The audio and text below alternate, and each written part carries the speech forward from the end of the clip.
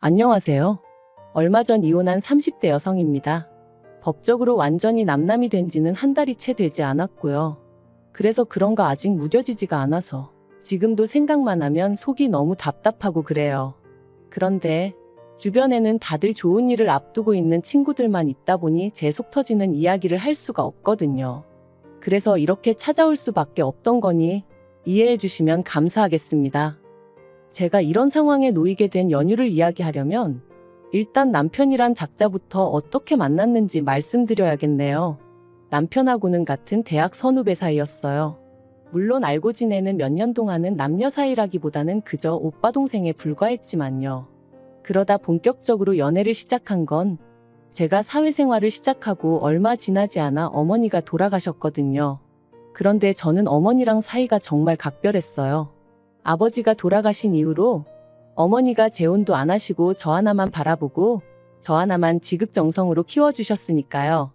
그래서 대학 졸업하고 어엿한 사회인이 되었을 땐 이제 제가 받았던 그 사랑을 돌려드릴 생각에 얼마나 기뻤는지 몰라요. 그런데 그렇게 어이없는 사고로 돌아가시고 나니 솔직히 별의별 생각이 다 들더라고요. 이런 말 뭐하지만 그냥 따라가 버릴까 하는 마음까지 들었다니까요. 그런데 그때 그런 저를 붙잡아준 사람이 바로 지금의 남편이었어요. 지금 돌이켜 생각해보면 그렇다고 뭘 얼마나 대단한 걸 해준 건 아니었지만 아침 저녁으로 제 안부 물어주고 저 힘내라고 출근길에 저희 집 앞에 들려서 커피 들려주고 그런 세심한 챙김에 제가 많이 의지를 하게 되었던 거죠. 그리고 이런 상황을 알게 된 외가 식구들이 좋은 사람 같으니 한번 만나보라대요. 참고로 아버지 돌아가시고 어머니가 저 키우시는 동안 외가 식구들의 도움을 많이 받았어요. 외삼촌의 도움으로 어머니는 계속해서 직장 생활을 이어나가실 수 있었고 외할머니가 건물을 어머니한테 일찍이 증여해 주신 덕분에 경제적인 곤란도 피해갈 수 있었으니까요. 그래서 외가 식구들이 남편을 좋게 평가하고 있다는 사실도 제가 남편과 교제를 결심하게 된 결정적인 이유 중 하나였답니다. 남편과는 이후로 3년을 만났는데 만나는 동안 드라마에서나 나올 듯이 격정적이고 불같은 사랑을 한 것은 아니지만 그래도 늘 한결같고 별탈 없는 날들이었어요. 그리고 그때도 저는 제가 가장 힘들었던 시기에 남편이 제 옆에 있어줬다는 것에 대한 고마움을 간직하고 있었기에 결혼은 당연히 남편이랑 해야겠다고 생각하고 있었거든요. 그래서 남편이 결혼하자고 했을 때 고민 없이 좋다고 했고요. 그런데 시댁에 인사를 드리러 갔던 날 솔직히 저는 여러 가지로 불편한 느낌을 받았습니다. 어머님 아버님 중 그나마 아버님은 워낙 말수도 없으셨고 그래서 잘은 모르겠지만 어머님은 아니셨어요. 남편이 말하길 이미 제 가족관계라던가 제가 처한 상황에 대해서 충분히 말씀을 드렸으니 껄끄러운 이야기는 안 해도 될 거라고 했었는데 어머님께서는 마치 아무것도 모른다는 표정으로 이것저것 저희 부모님에 대해서 물으셨으니까요. 특히나 일찍이 돌아가신 아버지에 관해서 물으실 때는 저도 생각지도 못했던 질문을 자꾸 던지셨는데 그럴 때마다 제대로 대답하지 못하는 제 자신이 얼마나 한심하게 느껴지던지요. 그리고 저희 어머니가 돌아가신 사고에 대해서 자꾸 물어보시는 것도 너무 불편했어요. 특히나 보상은 어디서 어떻게 얼마나 받았는지 그런 걸 물어보시는데 얼마나 껄끄러웠는지 몰라요. 그나마 남편이 뭘 그런 것까지 물어보시냐며 중재를 해주지 않았다면 정말 눈물 콧물 흘리며 뛰쳐나올 뻔했다니까요. 어머님은 저에게 부모님이 두 분 다 안 계시니 당신 아들은 처가가 없는 거 아니냐며 사위 대접도 못 받게 생겼다 그게 생각만 해도 속이 상한다 말씀하셨고 지금 돌이켜보면 그런 말씀을 아무렇지도 않게 하셨던 어머님이 예의가 없으셨던 건데 왜인지 그때는 제가 괜히 죄송해서 몸둘 바를 모르겠더군요. 그리고 그런 분위기가 조성되면서 졸지에 남편이 손해보고 결혼한다는 식으로 분위기가 형성되었고 그렇게 얼떨결에 집도 차도 제가 해가게 되었습니다. 물론 집도 차도 전부 다 남편 이름으로 해야 된다는 어머님의 억지는 따르지 않았지만요. 아무튼 그렇게 신혼살림을 차렸고 남편과의 사이는 예전과 다를 바 없이 무난했어요. 하지만 그런 저희가 한 번씩 부딪힐 때가 있었는데 그건 바로 시댁 이야기, 돈 이야기가 나올 때였습니다. 특히나 어머님은 결혼 당시에도 말도 안 되는 혼수를 요구하셨는데 제가 들어드리지 않았거든요. 그랬더니 그때부터 걸핏하면 저희 집에 찾아오셔서는 말도 안 되는 트집을 잡기 시작하셨죠. 한 번은 제가 신혼이고 하니 좀 좋은 그릇을 써보고 싶은 욕심이 들었어요. 그래서 브랜드 그릇 세트를 장만했는데 그걸 굳이 저희 찬장을 다 열어보시다가 발견하시곤 이게 얼마짜리냐며 이런 거 남한테 보여줄 것도 아닌데 대충 쓰면 되지 돈이 썩어나서 이런 데다가 쓰냐.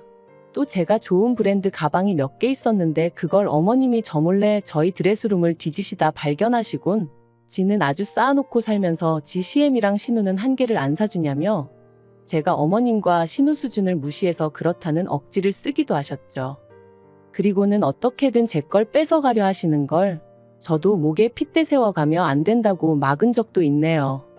하지만 그래도 이때까지만 해도 또 시작이구나 하고 넘길 정도의 수준이었는데 지난 연말이었어요. 어머니가 돌아가시고 어머니 앞으로 되어 있던 건물이 저에게 왔는데 사실 말이 건물이라고 하지만 4층짜리의 소위 꼬마 빌딩이라서 제가 앉은 자리에서 떼돈을 벌고 그런 것은 아니에요. 그저 직장 생활로 버는 수입에 별도로 월세가 들어오니 조금 더 여유가 있는 정도였지요. 그런데 무슨 이야기를 하다가 그 월세 이야기가 나왔고 어머님이 제가 그 월세를 관리한다 하니까 그게 무슨 말도 안 되는 소리냐고 하시더라고요. 왜 월세를 네가 관리하냐 그러면 내 아들은 뭐냐 하시는데 저뿐만 아니라 이때는 남편도 황당함을 감추지 못하더라고요. 결혼 전부터 줄곧 제가 해오던 건데 그리고 건물이 제 거니 당연한 거잖아요. 하지만 이런 제 상식이 어머님께는 통하지 않았습니다. 어머님은 제가 남편을 무시하는 거라는 둥, 결혼했으면 공동재산인데 왜 저 혼자 독식하냐는 둥의 말도 안 되는 말씀을 하시며 저에게 화를 내셨으니까요. 그리고 이 일로 어머님과 제 사이의 감정의 골이 깊어져 연초까지 그 어떤 연락도 주고받지 않았죠. 설에도 찾아가지 않았어요.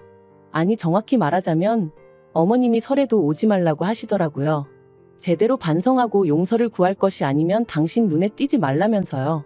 그리고 저는 반성할 일도 용서를 구할 것도 없었기에 어머님이 말씀하신 대로 찾아뵙지 않았던 거죠. 물론 남편은 그래도 그냥 말이라도 죄송하다 하면 될 거 아니냐 했지만 당시 제가 판단하기에 매번 말도 안 되는 어머님 말씀에 제가 조아리고 허리를 숙여대다간 평생 끌려다니며 살 것 같았거든요. 그래서 아니라고 안 가겠다 한 거였죠. 그런데 이때 저는 솔직히 남편이 제 입장을 이해해 줄 줄 알았어요.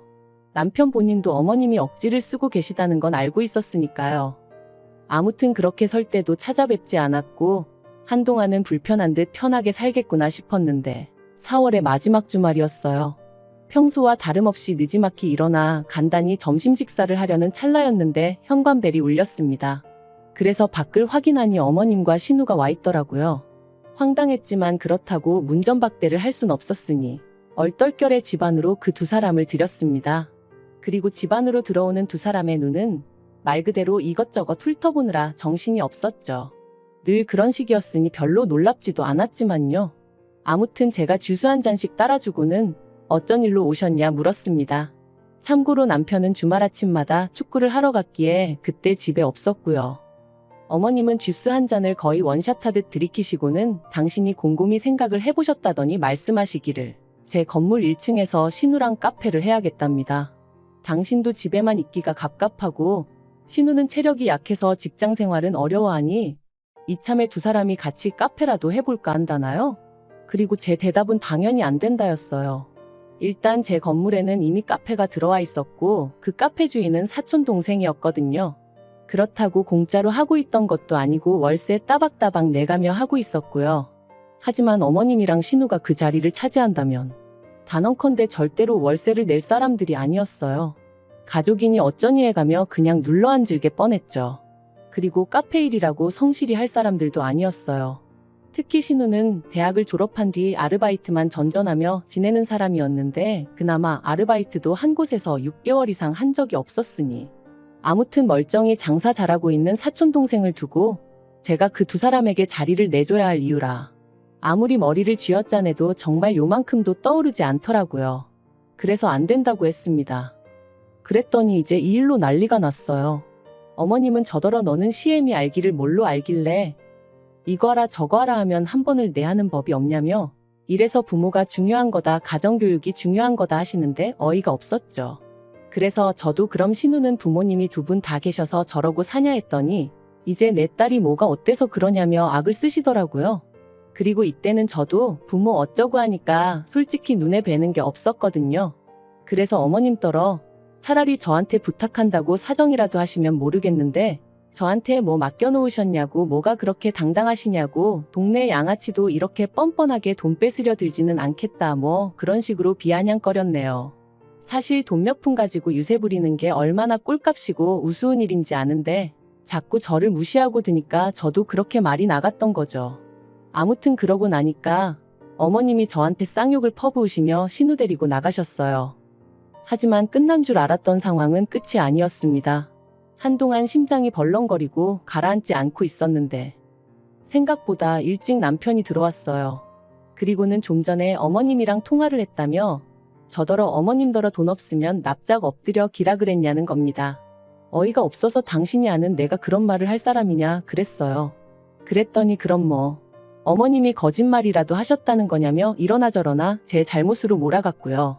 그리고는 급기야 남편이 어머님 기분 좀 맞춰드리고 살면 안 되냐면서 어차피 저는 어머니도 안 계신데 그럼 그냥 시어머니를 어머니다 생각하고 따르면 되지 않냐고, 자기 어머니 그렇게 나쁜 사람 아니네 어쩌네 하는데 정말이지 뭐라고 말을 해야 할지 모르겠던걸요. 그래서 제가 어머님은 나를 딸처럼 생각해 주시냐 물었습니다. 당신이 보기에 어머님이 신우를 대하는 거랑 나를 대하는 거랑 같아 보이냐고요. 하지만 남편은 계속해서 어머님의 잘못을 인정하지 않았고 어떻게든 오로지 제가 숙이고 들어가기만을 바랬습니다. 그러더니 급기야는 한다는 말이 그러면 앞으로 자기는 회사 월급 받아서 전부 다 시댁에 주겠다대요. 어머님이나 신우나 어떻게든 돈을 벌어보려고 저한테 부탁을 했을 텐데 제가 안 들어줘서 이렇게 되었으니 그 책임을 자기라도 져줘야 하지 않겠냐면서 말이죠. 그래서 그러면 그냥 이혼을 하자고 했어요. 이혼하고 아예 시댁에 들어가서 당신 부모님이랑 여동생이랑 걷어먹이며 살라고요. 막말로 내가 무슨 자원봉사자도 아니고 당신이 지금도 우리 가정에 기여하는 바가 되면 얼마나 된다고. 그런데 이제 월급까지 안 가져오겠다 하니 그럼 내가 당신을 왜 걷어먹여야 하냐? 나 그런 취미 없다. 그러자 남편이 저더러 말하는 싸가지가 있네 없네 하더니 그대로 자기 핸드폰하고 차키 들고 나가는 거 있죠? 그래서 나갈 테면 나가라고. 그리고는 저도 바로 현관 비밀번호 바꿔버렸네요. 그런데 지 잘났다고 나갈 땐 언제고 다음날 저녁이었는데 현관문 밖에서 삐리릭 소리가 나더라고요. 그래서 인터폰으로 내다보니 남편이었어요. 그래서 제가 거기서 뭐 하냐니까 왜 현관문이 안 열리냐면서 비밀번호 바꿨냐고 성질을 내대요. 어이가 없어서 그래 바꿨다. 내 집인데 내가 바꾼 게 무슨 상관이냐 해버렸습니다. 그랬더니 저더러 진짜 해보자는 거냐면서 너 이러면 나랑 못 살아 이러는 거예요. 그리고는 자기까지 저를 떠나면 제 옆에 누가 있기나 하겠냐면서 애비애미 다 죽고 남편한테 버림받고 사람들이 얼마나 비웃겠냐는 거였죠. 그리고 그런 소리를 듣고 있으니까 정말 온몸이 부들부들 떨리더군요. 내가 한 이불 덮고 살던 사람이 이렇게 비열한 사람이었나 싶은 게. 그런데 그때 사실 제 옆에 외삼촌하고 사촌동생이 다 있었어요. 제가 당장 월요일에 남편은 출근해야 하니까 분명히 지 옷이든 뭐든 가지러 올 것 같았고 그러면 단둘이 마주쳐야 하는데 그게 왠지 겁이 나서 와달라고 부탁을 했어가지고요. 그러니 저희 외삼촌과 사촌동생까지 남편의 막말을 다 듣게 되었죠. 외삼촌이 뭐 저런 놈이 다 있냐 하시면서 단박에 뛰쳐나가셨어요. 사촌동생도 같이요. 그리고 저희 사촌동생이 지금은 카페를 하고 있지만 원래 유도선수 출신이거든요.